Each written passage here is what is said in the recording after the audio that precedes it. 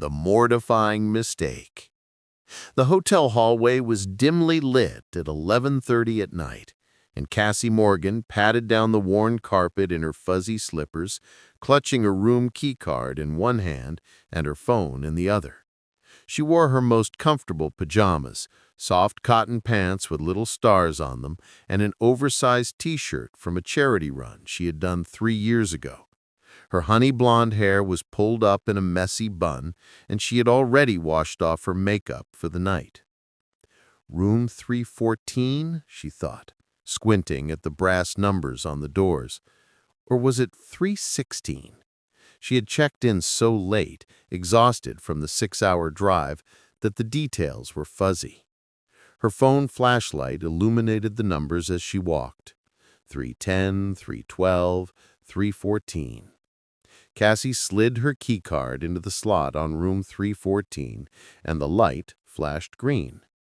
See, she told herself, definitely the right room. She pushed open the door and walked inside, already reaching for the light switch. The room was dark except for a sliver of light coming from under the bathroom door. She could hear the shower running and froze in confusion. Did I leave the shower on? She thought, frowning. That didn't make sense. She hadn't used the shower yet. She had arrived so late that she had simply collapsed on the bed after setting her alarm. Cassie took a few steps further into the room, and that's when she noticed things were wrong. Very wrong. The suitcase near the bed was expensive leather, not her battered duffel bag. The suit jacket draped over the chair was tailored and masculine. The shoes by the door were men's dress shoes, size probably 11 or 12. Oh no, Cassie's stomach dropped. Oh no, oh no, oh no. This was not her room. She spun toward the door, intending to flee immediately, but that's when the bathroom door opened. Steam billowed out, and a man emerged with a towel wrapped around his waist and nothing else. Water droplets clung to his tanned skin, trailing down a chest that was clearly the result of dedicated gym time. His dark hair was wet and pushed back from a face that could have graced magazine covers, all strong jawline and high cheekbones. For a frozen moment, they both stared at each other in mutual shock. Then the man's gray eyes narrowed. His voice was deep and surprisingly calm, given the circumstances. I don't remember ordering room service, especially not the kind that lets itself in while I'm showering. Cassie's face flooded with heat. Oh God, I am so sorry. I thought this was my room. I have the wrong room. I'm living right now. You thought this was your room? He repeated, a hint of amusement creeping into his tone, despite the absurdity of the situation. In your pajamas? At nearly midnight? Yes, Cassie backed toward the door, her hands waving frantically. I know how this looks, but I promise I'm not some kind of creepy stalker. My key room opened this door and I just walked in without thinking. I'm so incredibly sorry. The man crossed his arms over his chest, which only served to highlight the muscles in his arms. A slow smile spread across his face. Your key opened this door? It did, Cassie insisted, holding up the keycard as if it were evidence in her defense. The light turned green and everything. He walked over to the door and examined the number. This is room 314. Yes, Cassie nodded emphatically. And your room is, he prompted. 314? Cassie said. Then her eyes widened as realization hit her. Oh, wait, no, it might be 316. Or possibly 341. Oh God, I can't remember. I was so tired when I checked in. The man laughed then, a rich sound that filled the hotel room. So you're telling me you accidentally invaded my privacy, saw me in nothing but a towel, all because you can't remember your own room number? When you say it like that, it sounds really bad. Cassie wanted to disappear into the floor. I am so, so sorry. Truly, I'll go figure out my actual room and never bother you again. Please don't call the front desk. I have a really important interview tomorrow, and I can't have this turn into a whole thing." "An interview?" He studied her with renewed interest. "What kind of interview?" "Executive assistant position at a tech company, which is why I really need to go. Again, I am so, so sorry. Incredibly sorry." She reached for the door handle, but he stopped her. "Wait, what's your name?" Cassie hesitated. "Cassie Morgan? Why?" "I'm Ethan Lawrence." He extended his hand, which seemed like a ridiculously formal gesture given that he was standing there in just a towel and she had just accidentally broken into his room. "And you can relax. I'm not going to report you. Honest mistakes happen." Cassie shook his hand quickly, trying very hard not to notice how warm and strong his grip was. "Thank you. You're very understanding about this whole mortifying situation. I have to admit, it's the most interesting thing that's happened to me in a hotel in years. Most nights are just room service and boring conference calls." "Well, I'm glad I could provide entertainment," Cassie said wryly, edging toward the door. "Though I'd prefer my moment of fame came from something less humiliating." "For what it's worth," Ethan said, and there was something different in his tone now, something softer. "You handled the situation with grace. A lot of people would have panicked or made excuses. You owned the mistake immediately." Cassie felt warmth spread through her chest that had nothing to do with embarrassment. "That's nice of you to say. But I really should go before this gets any weirder." "Good luck with your interview tomorrow," Ethan said. "I hope you get the job." "Thank you." Cassie flashed him a quick smile and slipped out the door. She stood in the hallway for a moment, her heart racing, then looked at her key card. The room number was printed right there on the little paper sleeve. 316. 2 doors down. "Idiot," she muttered to herself, walking quickly to the correct room. "You absolute idiot!" Once inside her actual room, Cassie flopped backward on the bed and stared at the ceiling. Of all the embarrassing moments in her 29 years of life, walking in on a gorgeous man in the shower because she couldn't remember her room number had to rank in the top 3. She grabbed her phone and called her best friend Sarah, who answered on the 3rd ring, sounding sleepy. "This better be good. It's almost midnight." "I just walked into the wrong hotel room and saw a man coming out of the shower in nothing but a towel," Cassie said without preamble. "What? Start from the beginning. Don't leave out any details." Cassie recounted the entire mortifying story while Sarah alternated between gasping and laughing. By the end, Cassie was laughing too, the absurdity of the situation finally hitting her. "Okay, but was he hot?" Sarah asked. "Because if you're going to accidentally invade someone's privacy, at least make it worth the embarrassment." "So hot," Cassie admitted. "Like unfairly attractive. Gray eyes, perfect body, that kind of jawline that should be illegal." "And you'll never see him again," Sarah said with obvious disappointment. "Such a waste." "Exactly," Cassie agreed. "Tomorrow I have my interview, then I drive home, and this becomes just a funny story I tell at parties. The businessman in the towel will remain a mystery." "Maybe it's fate," Sarah suggested. "Maybe the universe put him in your path for a reason." "The universe put him in my path because I can't read room numbers correctly after a long drive," Cassie corrected. "There's no fate involved, just my own exhaustion and stupidity." They talked for a few more minutes before Cassie said goodnight.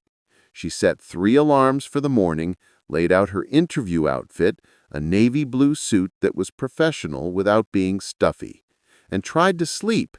But every time she closed her eyes, she saw Ethan Lawrence standing there in that towel with amusement dancing in his gray eyes. At least she would never see him again, she told herself. Tomorrow she would nail this interview, get the job that would finally give her and her daughter, Maya, the stability they desperately needed, and this embarrassing hotel encounter would fade into memory. She had no way of knowing that fate had other plans entirely. Growing closeness. Over the following weeks, Sebastian started coming home earlier. He'd arrive while Maya was still cleaning, and they'd end up talking over coffee. What started as brief conversations grew into hours of genuine connection. Maya learned that Sebastian loved old movies and terrible puns, that he taught himself to code at age 12, that his company's success had come at the cost of any personal life. Sebastian discovered that Maya was brilliant, reading medical textbooks in her spare time and acing her GED practice tests, that she had a dry wit that made him laugh, that her dedication to her mother was both inspiring and heartbreaking. One evening, Maya was studying at the kitchen counter when she got stuck on a math problem. Sebastian appeared behind her, leaning over to see the textbook. "Here, let me help." He explained the concept clearly, patiently, his breath warm against her ear. Maya was acutely aware of his proximity, the scent of his cologne, the way his hand brushed hers as he pointed at the page. When she finally understood and solved the problem, she turned to thank him and found his face inches from hers. They froze, gray eyes meeting brown. The air crackled with tension. Sebastian's gaze dropped to her lips. "Maya," he whispered, "I know this is inappropriate. I know I'm your employer, but I can't stop thinking about you." "I think about you too," Maya admitted, "all the time." "But Sebastian, this is complicated. What if people think I'm using you? What if I lose my job?" "Then I'll hire you back immediately," he said with a small smile. "Maya, I don't care about complicated. I care about you." They still didn't kiss that night. Both pulled back, agreed to maintain boundaries, but the confession hung between them, impossible to ignore. Part 3. The line is crossed. Everything changed when Sebastian's ex-girlfriend appeared. Victoria showed up at the penthouse unannounced, dripping in designer labels and fake tears. She'd made a mistake, she claimed. She wanted Sebastian back. Maya was cleaning the living room, forced to witness Victoria's performance. The other woman completely ignored Maya's presence, treating her like furniture. Sebastian was coldly polite. "Victoria, we're done. We've been done for 6 months. I've moved on." "With who?" Victoria laughed. "Don't tell me you're actually dating someone. You don't have time for relationships." "Actually, I do," Sebastian said, his eyes finding Maya across the room. "When you care about someone genuinely, you make time." Victoria followed his gaze, her expression turning ugly when she saw Maya. "Oh my God, the help? You're interested in your housekeeper? That's pathetic, Sebastian." "Get out," Sebastian said quietly, but with steel in his voice. "Now." After Victoria left, Sebastian found Maya in the kitchen, shaking with anger and hurt. "I'm sorry you had to hear that," he said. "She's right, though," Maya whispered. "Everyone will think what she thinks, that I'm after your money, that I'm not good enough for you." Sebastian crossed the room and cupped her face in both hands. "Maya, look at me. You're the only person who's seen me as more than my bank account, the only person who makes me want to be better. I don't care what anyone thinks. I only care about you." This time when he leaned in, Maya didn't pull away. They kissed desperately, months of suppressed feelings finally breaking free. Sebastian lifted her onto the counter, and Maya wrapped her legs around him, pulling him closer. "Are you sure?" he breathed against her mouth. "I don't want you to regret this." "I'm sure," Maya said. "I'm so sure." They made love that night in Sebastian's bedroom, tender and passionate. He explored her body with reverent attention, whispering how beautiful she was, how much he wanted her. Maya gave herself to him completely, all boundaries dissolved. Afterward, wrapped in his arms, Maya felt exhilarated and terrified. "What happens now?" "Now we figure it out together," Sebastian promised, kissing her forehead. I'm not letting you go, Maya. Whatever comes, we face it together. Public pressure. But together proved harder than either anticipated. Sebastian's business partner found out about their relationship and threatened to leak it to the media as scandal. Board members pressured Sebastian to end things for the company's reputation. Then the paparazzi caught them having dinner. The photos made tabloid headlines. Tech billionaire dates his housekeeper. Love or opportunism? Maya's mother saw the news and called, worried. Baby, is he taking advantage of you? Are you safe? Worse was Sebastian's family. His mother arrived at the penthouse, horrified. Sebastian, what are you thinking? She's staff. She's clearly after your money. End this before she gets pregnant and traps you. Maya overheard the conversation from the next room, each word a dagger to her heart. She'd known people would think this. She just hoped Sebastian's family would be different. That night, Maya made her decision. She wrote Sebastian a letter explaining that she loved him too much to let him sacrifice his reputation, his company, his family relationships. She resigned and left, blocking his number so she couldn't give in when he called. Sebastian found the letter and felt his world collapse. The penthouse was empty without her. His life was empty without her. Nothing else mattered. Fighting for love. Sebastian tracked Maya down to her mother's tiny apartment 3 days later. He knocked persistently until Maya finally opened the door, her eyes red from crying. I'm not letting you go, he said without preamble. I don't care about board members or tabloids or my mother's approval. Maya, you're the only thing that matters. Sebastian, you can't throw your life away for me, Maya whispered. I'm not throwing anything away. I'm choosing what actually matters. He took her hands. I've already resigned from the company. I'm starting fresh, building something new with better work-life balance. But I can't do it without you. I don't want to do anything without you. Maya's mother appeared in the doorway, listening. This man has been paying my medical bills, she said quietly to Maya. For months, anonymously. I just found out when the hospital called with questions. Maya turned to Sebastian in shock. You did what? You were working yourself to death to care for your mother. I have resources I don't know what to do with. It was the easiest decision I've ever made. Maya started crying. Sebastian, I don't know what to say. Say you'll give us a chance, he pleaded. Say you love me enough to fight through the judgment together. I do love you, Maya admitted. So much, it terrifies me. They reconciled right there, kissing while Maya's mother cried happy tears. Sebastian's family eventually came around, seeing how happy Maya made him.